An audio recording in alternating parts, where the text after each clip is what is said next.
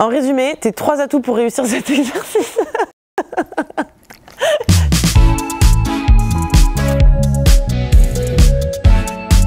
Salut, moi c'est Morgane, je suis responsable du recrutement interne chez Extia et aujourd'hui on va parler de l'entretien téléphonique 15 minutes pour convaincre.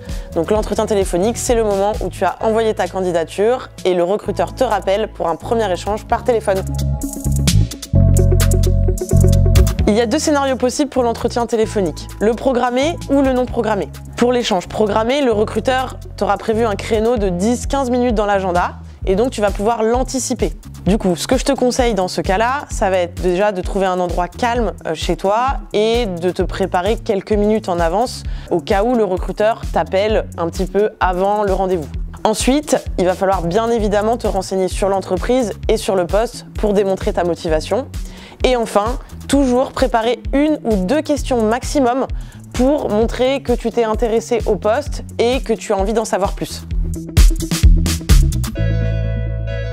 Maintenant qu'on a vu les 2 types d'entretien téléphonique, je vais te donner quelques tips génériques. Le premier, ça va être d'être synthétique. N'oublie pas que c'est un premier contact et pas un entretien en tant que tel.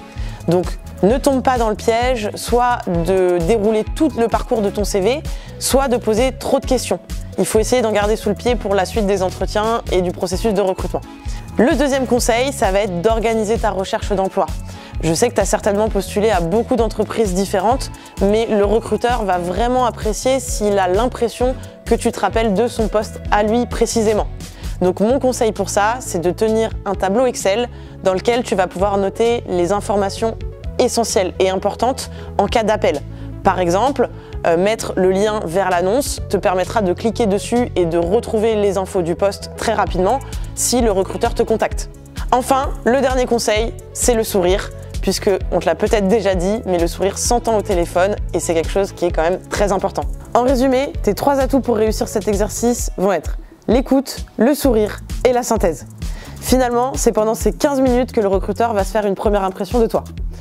En tout cas, j'espère que cette vidéo te sera utile et bien sûr, si tu as des questions, n'hésite pas à les poser en commentaire et moi je te dis à très bientôt.